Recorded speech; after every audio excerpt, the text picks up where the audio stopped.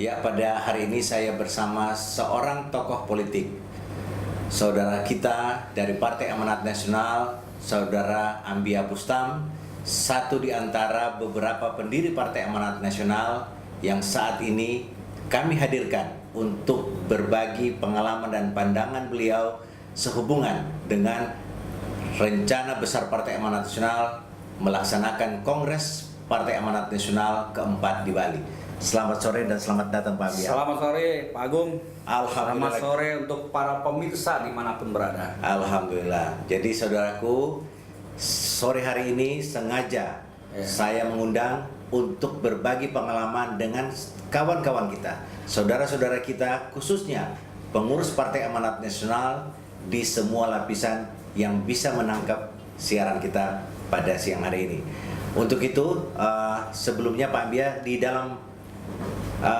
di Partai Amanat Nasional sudah berapa lama? Jadi Ikut di kalau mengikuti Partai Amanat Nasional itu sejak partai ini berdiri. Jadi sejak 23 Agustus 1998 sampai detik ini. Jadi kebetulan saya salah satu bagian pendiri dari partai ini yang secara administratif, secara hukum tertera dalam akte pendirian sebagai pendiri.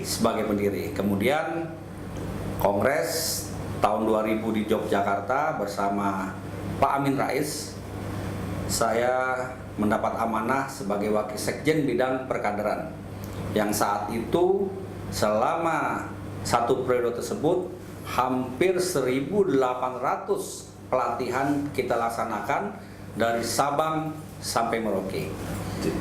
Jadi antara 2000 sampai 2005 hampir 1.800 perkaderan kita laksanakan. Setelah itu saya off dari pengurus, kemudian Tapi sempat jadi anggota DPR kan? Nah, sempat jadi anggota DPR tahun 99 sampai 2004 menjadi wakil sekretaris fraksi Dari Dapil? dari Dapil Sumatera Barat. Oke. Ya. Off, kemudian tahun 2012, setelah dari 2005 sampai 2012 off dalam aktivitas kepengurusan, saya diminta untuk membantu PLT DPW DKI Jakarta, yaitu Saudaraku Zulkifli Hasan, untuk melaksanakan tugas-tugas kepartaian, membangkitkan kembali partai, melakukan restrukturisasi dan melakukan program-program yang sifatnya untuk mendapatkan dukungan dari masyarakat. Artinya sebagai salah seorang kader instruktur bagian departemen Badan Perkaderan, tentunya banyak sekali kawan-kawan kita yang sekarang menjadi ketua-ketua partai di seluruh Indonesia otomatis mengenal Pak Ambia. Ya, mungkin periode 2005-2010 itu masih banyak yang mengenal, karena memang perkaderan pada waktu itu bukan hanya sekedar untuk persyaratan mendapatkan piagam sebagai salah satu pintu masuk untuk menjadi caleg, tetapi juga memang benar-benar perkaderan dilaksanakan untuk membangun militansi para anggota partai yang menjadi kader dalam rangka memperjuangkan aspirasi rakyat melalui Partai Amanat Nasional. Nah, kalau saudaraku Ambia adalah bagian dari tim inti perkaderan, saya ingin mendapatkan informasi atau pandangan saudaraku tentang perkaderan Partai Amanat Nasional untuk periode di bawah periode 2010 dan 2015. Saya agak kesulitan menyampaikan pandangan mengenai proses perkaderan yang ada di periode ini, karena nyaris pertama, kita tidak punya pedoman yang baku. Yang kedua, pengelola perkaderan tidak memahami apa arti makna tugas daripada proses perkaderan itu sendiri. Sehingga dapat dikatakan proses perkaderan pada periode ini hanya sekedar sebagai prasyarat untuk menjadi caleg. Bukan membangun militansi, bukan membangun pemahaman, bukan bagaimana membangun nilai-nilai Partai Amanat Nasional sebagai partai yang dilahirkan dari rahim reformasi. Makanya pada periode ini banyak orang yang sudah mengikuti perkaderan, maka banyak orang pula yang keluar dari Partai Amanat Nasional pindah ke partai lain. Apa dari sisi bagaimana Anda menjelaskan ini? Ya, pertama karena perkaderan itu tidak menanamkan nilai-nilai kepartaian sebagai partai yang lahir dari reformasi yang kita miliki dalam platform. Mungkin yang Anda maksud tadi mungkin ini ya, rekrutmennya yang keliru atau gimana? Ya, itu salah satunya ya. Sudah rekrutmennya salah, sudah rekrutmennya tidak sesuai dengan kebutuhan, ditambah lagi orang yang direkrut itu tidak paham terhadap pola pedoman daripada perkaderan, sehingga terlalu banyak keinginan tapi tidak tahu bagaimana merumuskannya. Tapi kan gini, dengan adanya undang-undang partai politik, di mana orang-orang yang diusulkan atau menjadi kandidat calon anggota DPR yang menjadi kader partai, kan umumnya popularitas mereka yang menjadi utama untuk menarik suara dibandingkan mereka sebagai kader sendiri, sehingga terjadi adanya gesekan yang cukup kuat di antara kawan-kawan yang sudah lolos perkaderan dengan yang tiba-tiba datang dari luar, sehingga terjadi persaingan yang tidak sehat. Ya, itulah sebabnya makanya fungsi daripada perkaderan itu harus ditata sedemikian rupa. Mana kader yang berproses dari awal, mana tokoh-tokoh yang direkrut kemudian menjadi kader partai. Ini harus dipisahkan, diatur sedemikian rupa sehingga kader partai yang dari awal ini yang mengikuti proses perkaderan memang benar-benar karena ya memiliki nilai-nilai untuk memperjuangkan apa yang menjadi platform dan program partai kepada masyarakat, dibandingkan dengan tokoh-tokoh yang direkrut karena popularitasnya yang hanya datang pada saat mereka membutuhkan sebagai kendaraan untuk menjadi anggota. Kira-kira apa usulan konkret Saudara Ambia untuk mensiasati agar kader-kader kita mendapat porsi yang sesuai dengan pengabdian mereka di partai? Bagaimana cara pengaturannya?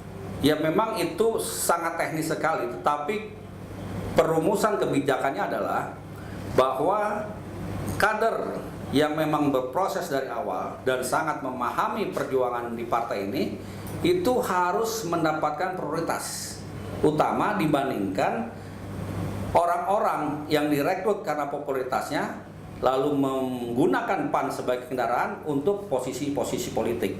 Ini harus dibelakangkan. Jadi mereka bukan hanya sebagai vote getter, tapi juga mereka harus mendapatkan kursi full nilai suara jika mereka ingin mendapatkan kendaraan politik. Karena kalau ini diperadukan, apalagi di daerah-daerah, di desa, kemudian di kelurahan, di kecamatan, tentu mereka akan kalah dengan tokoh-tokoh masyarakat yang tiba-tiba datang. Karena itu saya selalu dari awal mengatakan bahwa tokoh masyarakat ataupun tokoh-tokoh yang punya popularitas di wilayah tertentu silakan direkrut, tetapi bukan untuk menandingi atau mendapat prioritas utama mendapatkan posisi-posisi politik.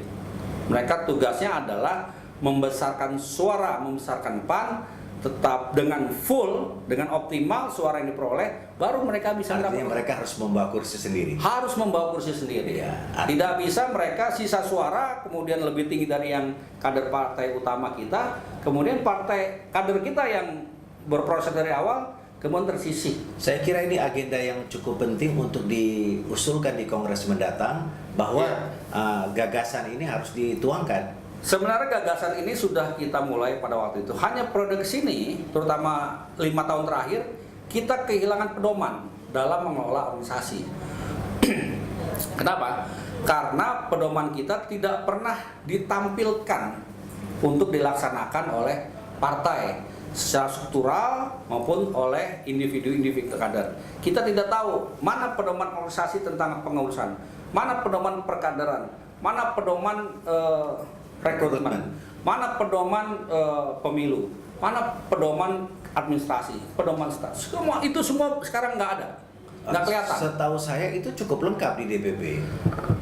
Harusnya lengkap karena pada waktu 2005 saja kita sudah punya 21 pedoman yang disahkan oleh Kongres dan dibahas di Kongres. Mungkin tidak dilaksanakan, guys. Kalau pengetahuan saya cukup lengkap. Periode kemudian bertambah ada beberapa pedoman dan itu masih kelihatan.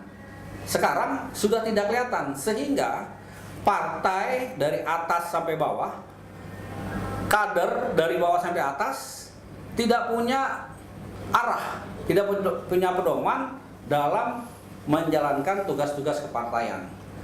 Sehingga yang terjadi adalah seperti orang membuka warung cendol, ya kan? Atau warteg, mana yang ingat itu yang dikerjakan. Iya. Jadi keputusan kebijakan juga berdasarkan selera individu. Maka berkembanglah yang namanya individualistis di dalam pengambilan keputusan. Bagaimana Anda melihat ini? Anda melihat pada saat pencalekan lalu, tentu Anda kan sebagai pengurus Partai Amanat Nasional di wilayah Jakarta banyak bersentuhan dengan DPP. Bagaimana atau Anda bisa sharing kepada kita rekrutmen pencalekan ketika periode lalu? Pencalekan lalu. Salah satu akibat kita tidak ada arah dan pedoman di dalam rekrutmen maupun pedoman pemilu kemarin dari Partai Amanat Nasional, maka di DKI Jakarta boleh dikatakan proses-proses ini tidak bersentuhan dengan DPP. DPP tidak care, tidak memperhatikan wilayah-wilayah di dalam melakukan rekrutmen untuk pencalekan. Mereka lepas saja, hanya menanyakan si ini udah masuk belum, si itu udah masuk belum. Jadi persoalan individu yang ditanyakan, tapi bukan persoalan organisasi. Ini sangat berbahaya untuk ke depan. Nah, sebagai pimpinan wilayah DKI, waktu pemilu lalu bagaimana dukungan dari DPP terhadap pemenangan Jakarta yang menjadi etalase ibu kota, etalase Indonesia ya? Kita di DPW DKI itu sudah puluhan kali melakukan kegiatan yang sifatnya kemasyarakatan maupun yang sifatnya struktural untuk kepentingan bagaimana partai ini menjadi besar. Ya. Kemudian dari program-program dan kegiatan tersebut kita berharap ada resonansi, ada feedback dari masyarakat, dan ini tentu tidak berjalan dengan sendiri. Harus ada ya daya dorong dari struktur partai yang lebih tinggi, yaitu DPP. Karena besar kecilnya sebuah partai itu lihat ukurannya dari partai yang ada di ibu kota. Nah, tentu ini menjadi sebuah keniscayaan bagi seluruh partai politik yang ada. Namun yang kita tidak paham sampai sekarang, kita tidak mengerti sampai sekarang, mengapa DPP periode ini tidak pernah memberikan sentuhan. Ya. Tidak Sentuhan pernah. apa nih maksudnya?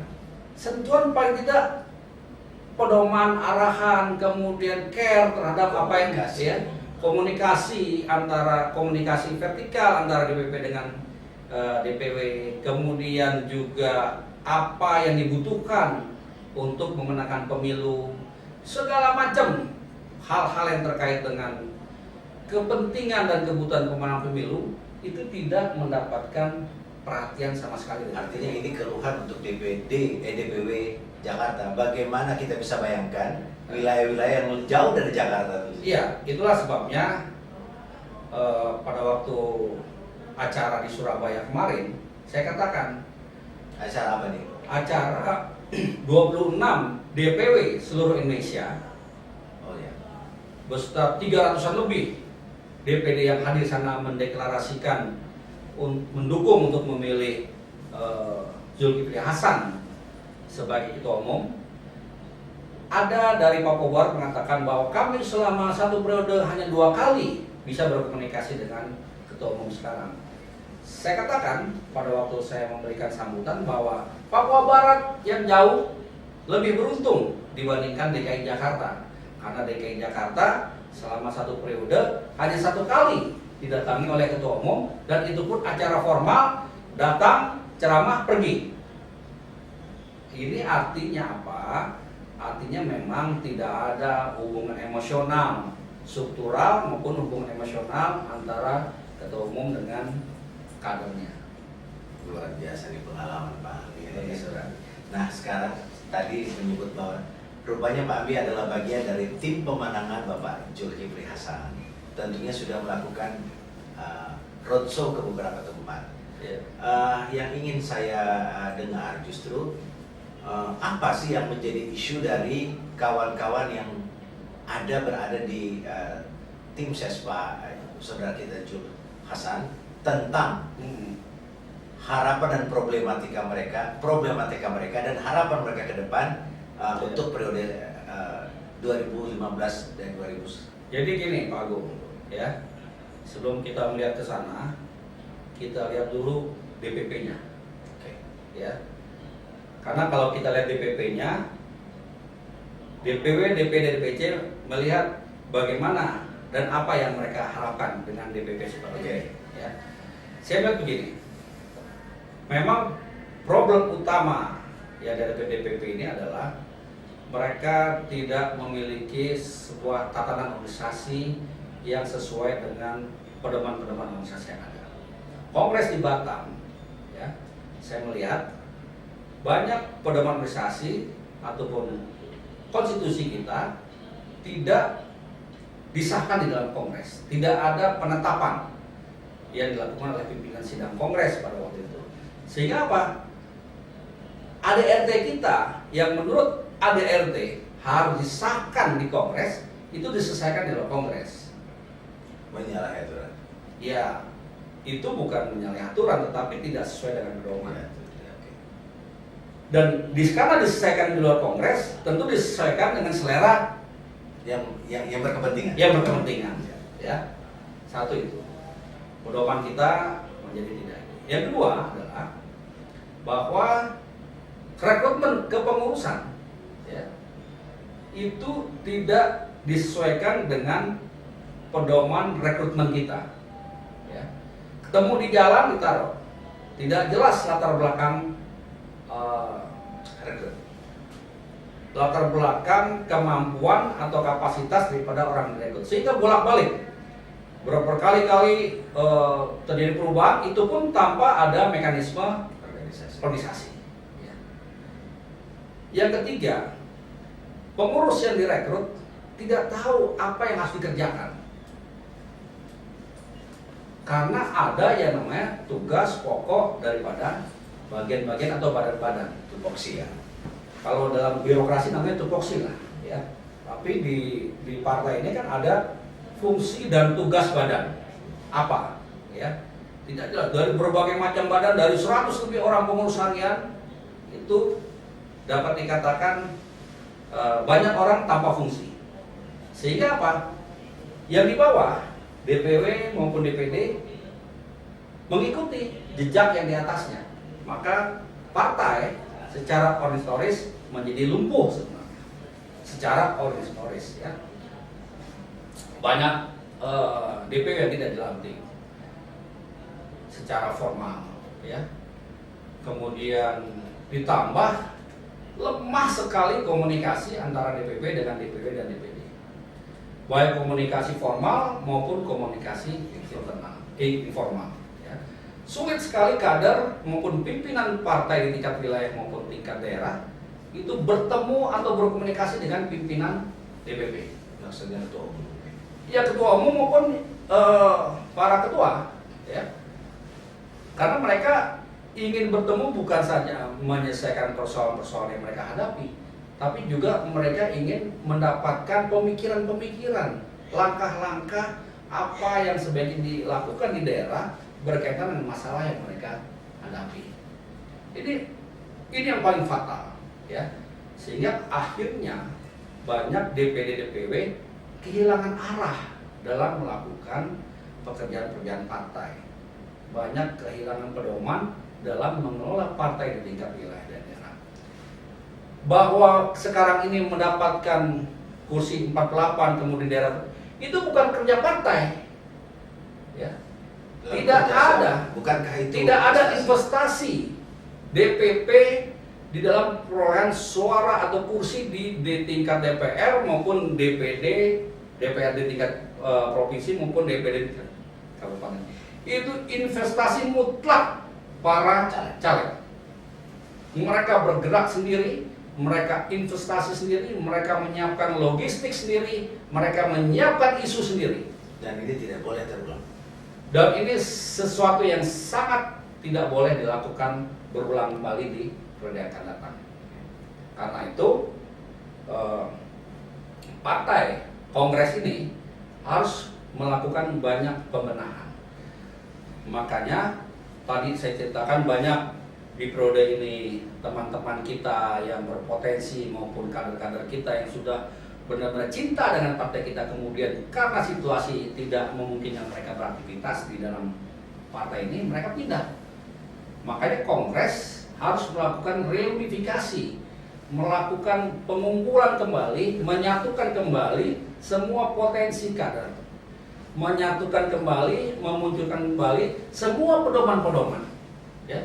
Jadi reunifikasi itu bukan hanya persoalan kader, tapi juga pedoman-pedoman yang hilang selama ini, etika, moral, kemudian pedoman organisasi, pedoman seluruhnya itu harus dimunculkan dan disatukan kembali menjadi sebuah kekuatan organisasi. Jadi penguasaan Pak Saudaraku Ambia terhadap organisasi sudah paripurna.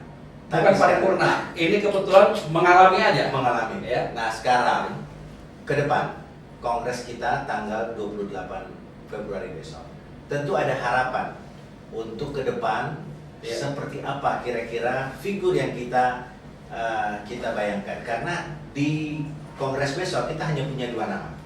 Ya. Oke, saya tentu tidak akan menyebut 2 nama karena Ya. kedua-duanya adalah sahabat kita, saudara kita, tetapi kira-kira figur ideal dan apa diharapkan yang tidak pernah kita temukan, ya seperti apa nih? Iya. Jadi figur itu penting, ya.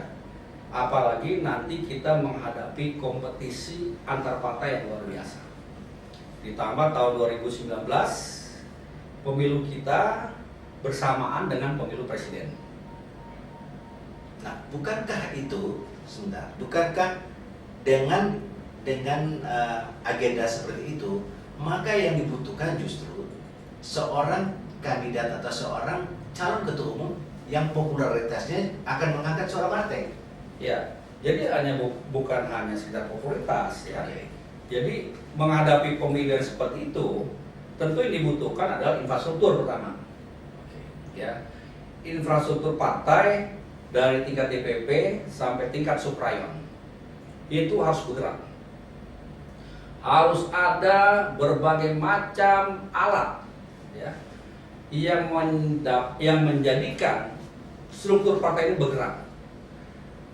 Karena kalau dari suprayon, dari mulai tingkat RT, RW, kelurahan atau desa, kecamatan, nagari di Sumatera Barat itu semua ada infrastruktur partai, maka partai ini dikenal oleh seluruh lapisan masyarakat. Kemudian dilakukan rekrutmen, dilakukan perkaderan itu bisa untuk kader yang PAN, bisa juga untuk perkaderan dilakukan pada masyarakat yang disesuaikan dengan kebutuhan masyarakat di tempat itu. Ya.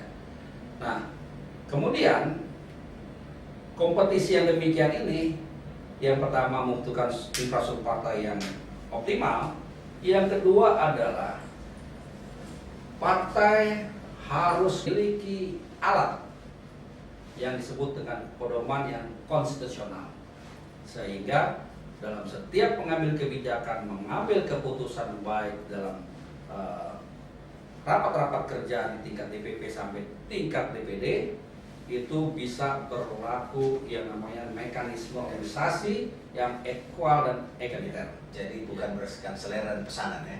Jadi bukan berdasarkan individual, selera, kepentingan yang sesaat sifatnya. Bukan selera senang atau tidak senang, atau selera karena ada kepentingan dari para pimpinan ataupun orang-orang yang berada sekitar pimpinan. Ya.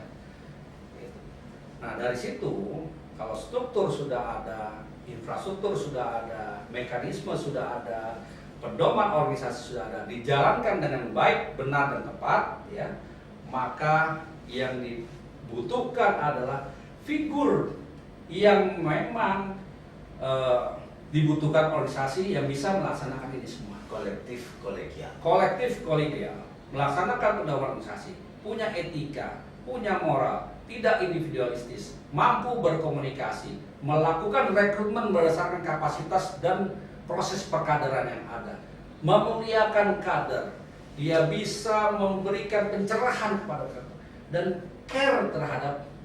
Maksudnya care ini soal apa? Soal Perhatian. Perhatian itu bukan hanya dia datang mengunjungi dan melayani organisasi, tapi juga dia memberikan mengeksplorasi potensi-potensi untuk kepentingan partai dari atas sampai bawah. Nah, ini yang kita butuhkan. Saya Tidak ada saat ini. Gitu. Nah, saya mendengar ada usulan dari beberapa kawan bahwa ke depan ini di Kongres akan diputuskan secara bersama, didiskusikan tentunya akan ditetapkan mekanisme rekrutmen untuk pencapresan yaitu melalui konvensi. Mungkin Anda bisa menjelaskan ini. Ya, saya mendengar langsung dan melihat rumusannya, ini sebuah terobosan yang sangat cerdas. Artinya figur ini ya, saya melihat karena ini dikeluarkan oleh saudara Zulkifli Hasan ya, ini kader kita yang sangat memahami perkembangan global kemasyarakatan dan perkembangan kompetisi antar partai menghadapi tahun 2019. Cerdas sekali terobosan ini. Kenapa? Dengan konvensi ini ya, kita bisa melakukan pilah dan pilih. Siapa di antara kita ya, kader-kader partai yang memang populer, punya kapasitas, punya kemampuan, itu mendapat kesempatan yang sama dengan ketua umum. Tapi apakah Anda tidak khawatir? Kan sekarang kita sudah punya mantan calon wakil presiden yang ketokohannya juga cukup populer. Ya. Apakah tidak ada kekhawatiran dari teman-teman bahwa nanti ke depan justru Partai Amanat Nasional ini akan didatangi, akan berebut berbagai macam orang dengan segala kepentingan yang sesungguhnya mereka bukan kader partai? Ya, Gimana Anda bisa menjelaskan ini? itulah sebabnya kita membuat berbagai macam ketentuan, mekanisme dan pilah dan pilih ini, ya, sehingga nanti komitmen daripada calon ini benar-benar komitmen membangun bangsa melalui Partai Amanat Nasional, membesarkan dan mensejahterakan masyarakat melalui platform Partai Amanat Nasional, sehingga dia tidak akan putus antara calon, misalnya calon dari luar, kemudian ini Partai Amanat, dia tidak putus karena ada komitmen yang kuat, bukan komitmen kepentingan yang lain, tapi komitmen kepentingan bagaimana membumikan dan melaksanakan platform partai. Apa saudara Zulkifli Hasan sendiri tidak berkeinginan untuk mencalonkan diri sebagai presiden?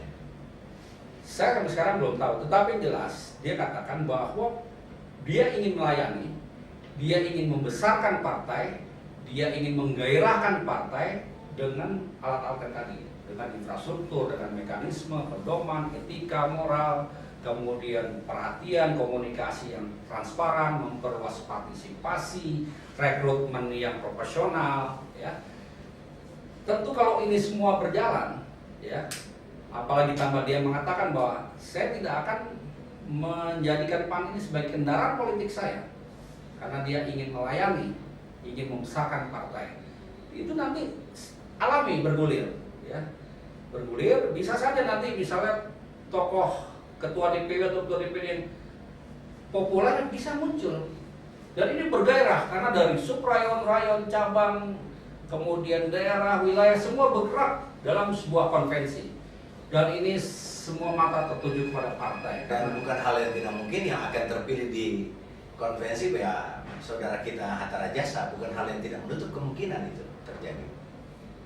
Ya, itu bisa saja, tetapi mekanismenya dan background serta sejarah dia ketika menjadi ketua umum itu nanti akan menjadi catatan, ya, dan itu yang akan dilakukan pada saat pemilahan dan pemilihan siapa kira-kira yang pantas ikut konvensi. Oke, terakhir nih, apa pesan saudara Ambia Bustam kepada kawan-kawan yang akan hadir di Kongres di Bali mendatang, Ya, khususnya kepada pengurus DPD maupun DPW? saya yang pertama, yang paling penting adalah mari kita kembali kepada jati diri partai yang dilahirkan dari rahim reformasi, yang didirikan dan dibesarkan oleh Bapak Amin Rais, yang moralitas dan etika itu adalah merupakan salah satu dalam kita melaksanakan dan urusan partai. Artinya apa? Artinya mari kita datang ke Kongres dengan moral dan etika yang baik. Jangan kita melakukan kegiatan-kegiatan karena ingin memenangkan pertarungan, maka kita melakukan berbagai macam cara, menghalalkan semua cara untuk memenangkan pertarungan. Jadi datang dengan sejuk, datang dengan gembira, karena inilah sebuah pesta demokrasi bagi Partai Amanat Nasional 5 tahun sekali, sehingga tidak perlu ada gontok-gontokan. Apalagi calonnya adalah dua-duanya adalah kader terbaik PAN, ya.